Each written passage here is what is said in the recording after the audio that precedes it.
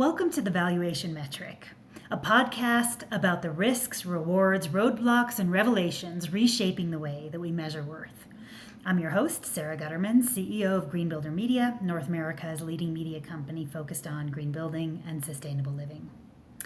Today I want to start with a story, one that connects to a milestone that our country is marking right now, our 250th birthday.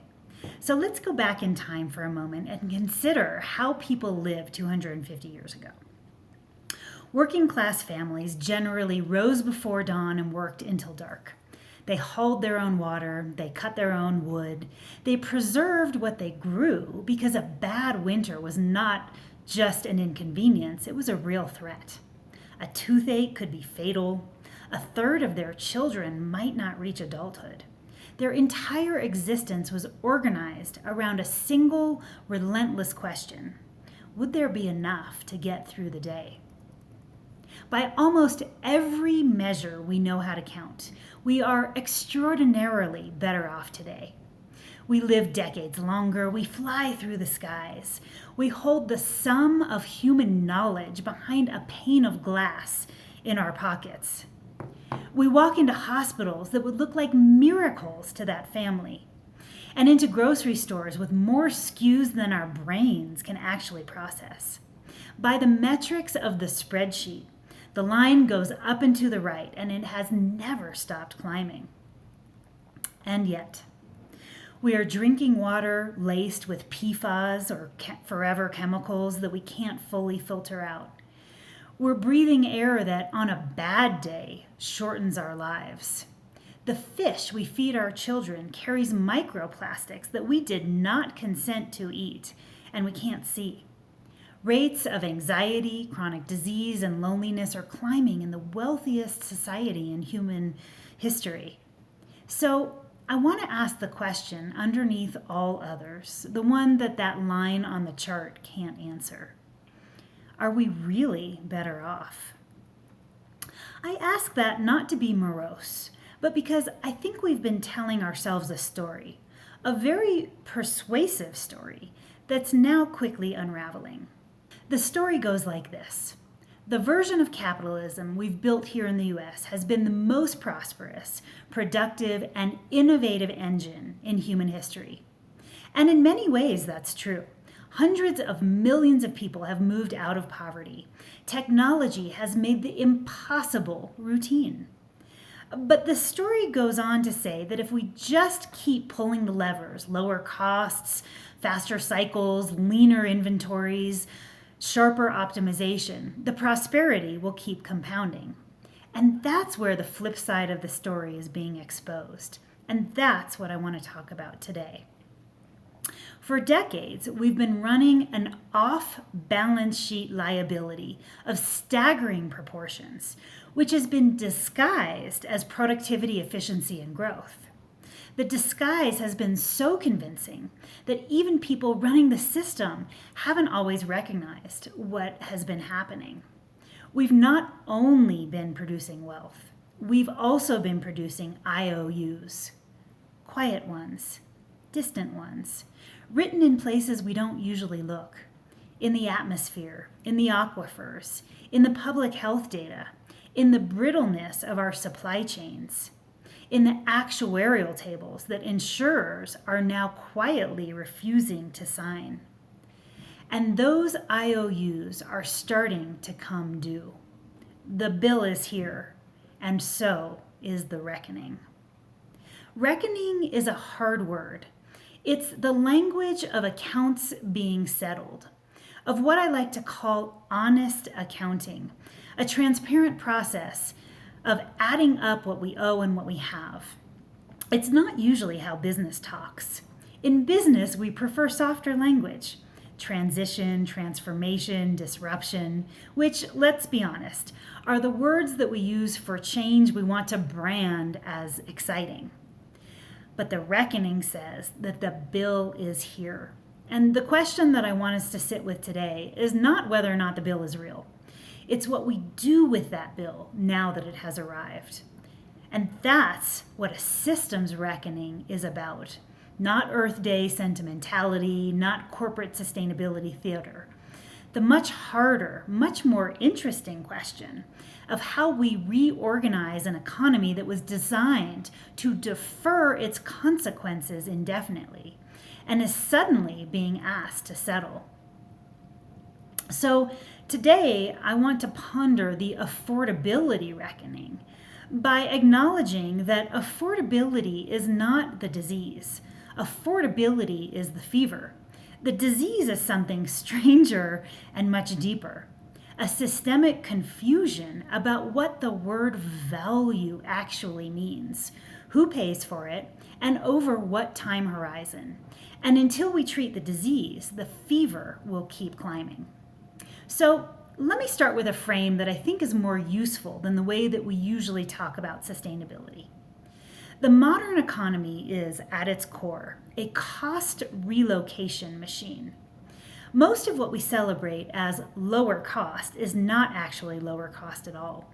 It's cost that has been moved across space, moved across time, moved from the balance sheet of the company onto the balance sheet of the household, or the municipality, or the watershed, or the next generation. When a manufacturer reduces unit cost by relocating production to a region with weaker labor protections and weaker environmental rules, it has not eliminated that cost. It has relocated that cost onto workers and ecosystems somewhere else. When a builder hits a price point by skimping on performance, health, and resilience, that cost isn't eliminated either. It's relocated onto the homeowner, who pays for it in utility bills, maintenance, and insurance premiums for the next 30 years. When a utility postpones grid hardening, when a city defers stormwater investment, when a healthcare system optimizes throughput and minimizes prevention, the cost does not disappear. It has moved into the future, and it accrues interest. Compounding is wonderful when it's in your retirement account. It's much less wonderful when it's in the form of externalities. I've been saying a lot lately that cheap upfront typically means expensive forever. That's the architecture we've built. And most of us, whether we have admitted it to ourselves or not, are living inside the forever part of that sentence right now.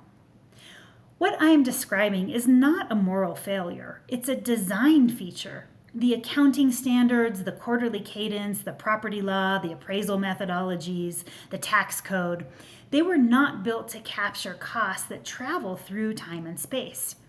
Anything outside that frame becomes someone else's problem. And here's the part that I find genuinely interesting and genuinely hopeful. We already have the intellectual scaffolding to fix all of this. We've had it for years. Economic theory is very often the front runner of market activity. Business decisions and public policy are the laggards. The ideas arrive first, and then it takes time, sometimes decades, for markets and governments to catch up to what the theory already told us. Consider William Nordhaus, who won the Nobel Prize in Economics in 2018 for his work on the economics of climate change. Decades ago, Nordhaus formalized something that now sounds obvious but was radical then in its rigor: that greenhouse gas emissions are not a global externality, a cost whose effects spill outside the market and are not captured in market prices. He built integrated models that put an actual number on that missing cost, the so-called social cost of carbon, so that it could finally be entered into the ledger as the real liability that it was. Economists understood half a century ago that we were systematically mispricing reality, that we were leaving out entire categories of cost off the books. What lagged was everything else. Businesses kept optimizing for the visible cost. Policy kept deferring. The market kept producing IOUs in the name of efficiency. The gap between what we knew and what we did is the gap that we are now being tasked to close by our economic climate and social realities, all at once and with interest. We've built an enormous and incredible economy on a very narrow definition of value. But we're quickly discovering what's outside the frame.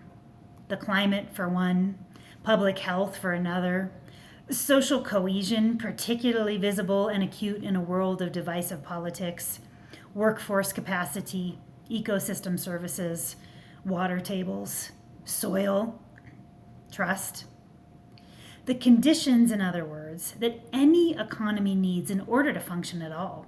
You can't run an economy without those things, any more than you can run a body without a circulatory system.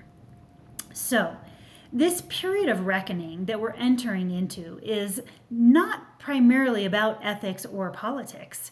It's about arithmetic. The numbers that we used to be able to ignore are showing up on today's financials. Insurance companies see this first because that's their job. They're the canary in the coal mine, so to speak.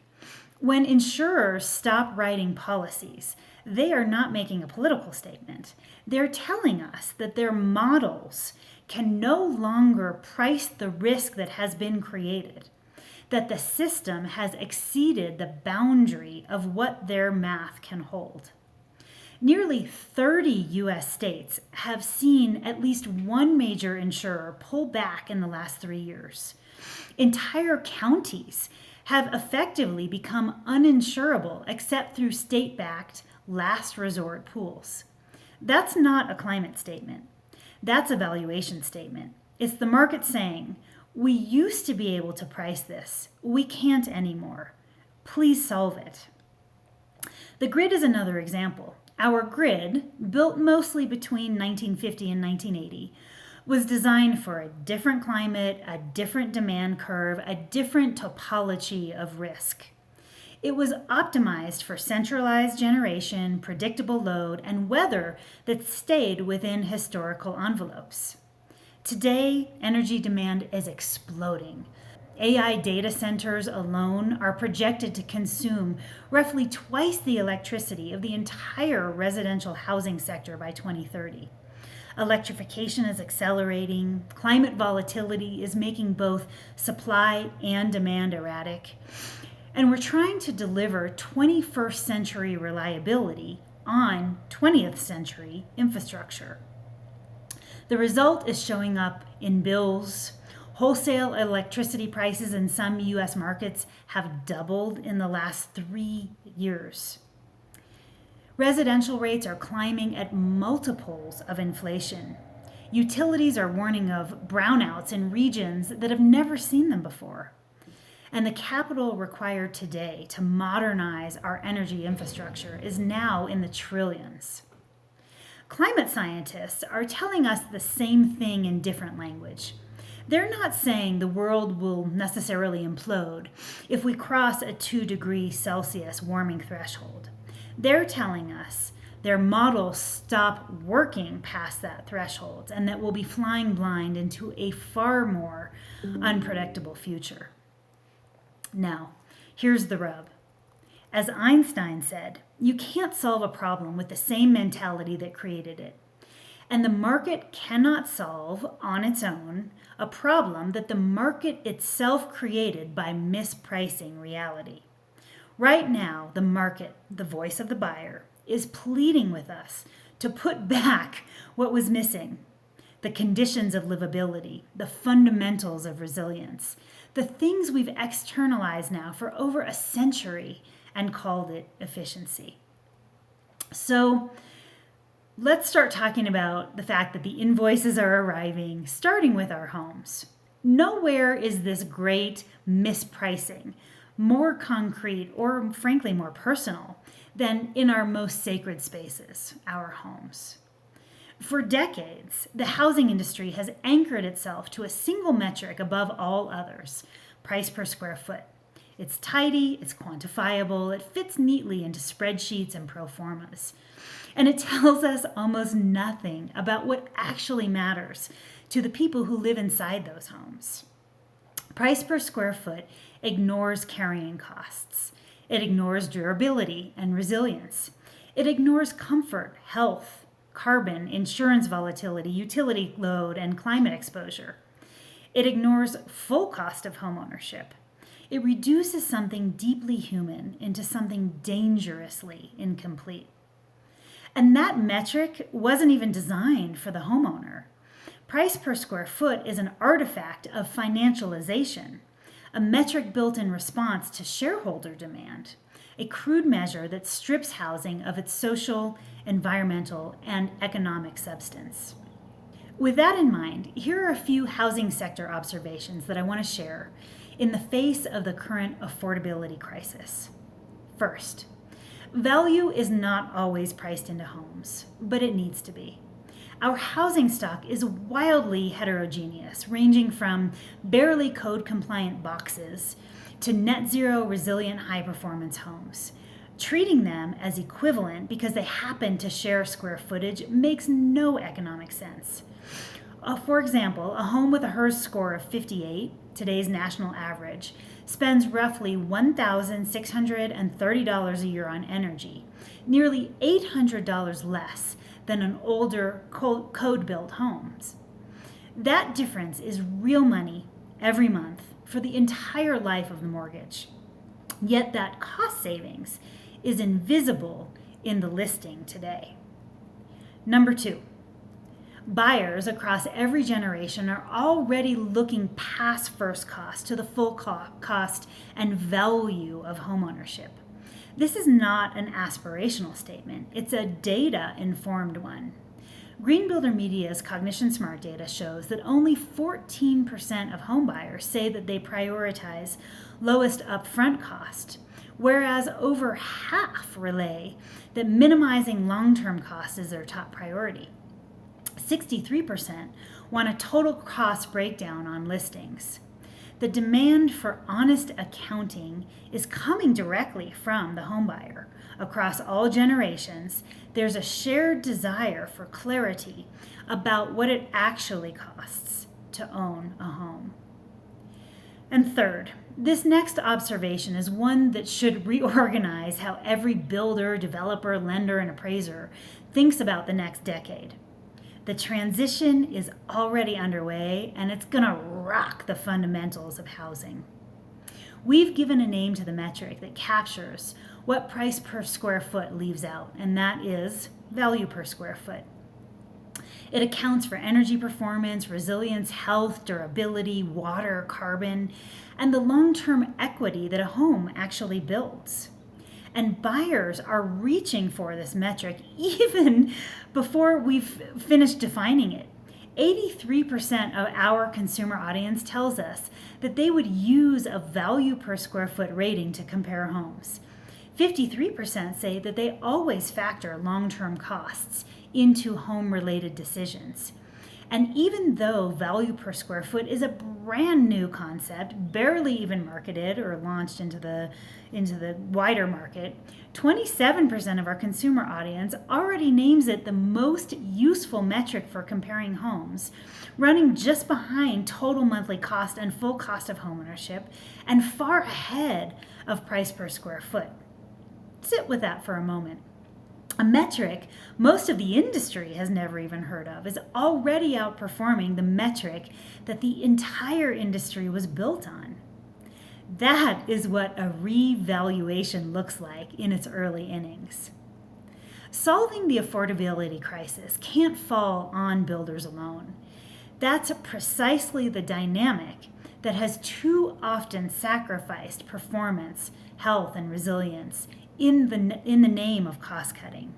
It'll take appraisers trained to see what makes a high-performance home valuable, lenders who underwrite to operating costs, not just acquisition cost, insurers who reward durability with lower premiums, realtors who market long-term value over short-term price, utilities and municipalities offering incentives durable enough to survive political cycles. When each of those players reinforces the same signal, the market will finally recognize the fundamental components of value. And that's when we'll be able to truly find a way out of the affordability crisis, which is really a valuation problem. So that's the diagnosis. Let me turn now to something that I find more interesting, the response, because there is one. Beneath the headlines, almost invisibly, an entirely new economics is forming. It's not the green economy, it's not the circular economy. Those framings, while they are well-intentioned, they still sit inside older logic. They treat sustainability as a category, a bolt-on, a vertical. What's actually happening is more fundamental than that. We're watching the slow repricing of reality. We're watching markets begin to see the things that used to be invisible. 3 signals stand out to me. The first signal is in capital allocation. The smart money, and I mean institutional, fiduciary, pension-sized money, is quietly moving towards what I call durability assets. Infrastructure with long, useful lives. Real assets with embedded resilience. Companies whose competitive moat is operational integrity rather than financial engineering. The capital is reckoning that what survives is more valuable than what ebbs and flows. Investors are learning, the way that they always eventually do, that a durable asset is worth more than a fragile one priced as though it will last forever. The second signal is corporate dynamics. For a long time, sustainability lived in the parts of organizations that handled philanthropy, a department adjacent to the business, funded when margins were good and cut when they weren't. That's changing because business leaders are recognizing that sustainability actually reduces risk. Leading companies are no longer treating resilience, efficiency, and stewardship as causes that they support. They're treating them as operational discipline to protect their balance sheets from a future that they see coming. Lower energy intensity is a hedge against volatile power prices. A resilient supply chain is a hedge against the next shock. A healthy workforce is a hedge against the next cost of crisis. This is, in its truest sense, the actualization of honest accounting. The third signal brings me back to consumers, and it's the shifting consumer mindset. Greenbuilder Media's Cognition Smart data shows that buyers, especially younger ones, are no longer asking only what something costs. They're asking what it costs over the life of owning it. They're asking what it costs other people and the planet. They're asking what it costs their future. They're effectively widening the time horizon of consumer judgment, and that alone is going to reprice trillions of dollars of assets.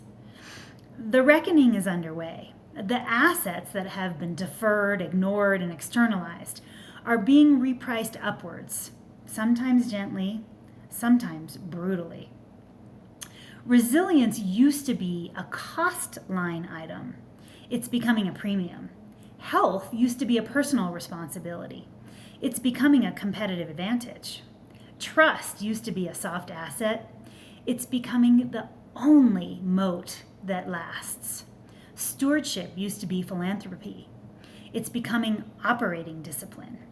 The market is starting to do what the market is supposed to do, discover prices.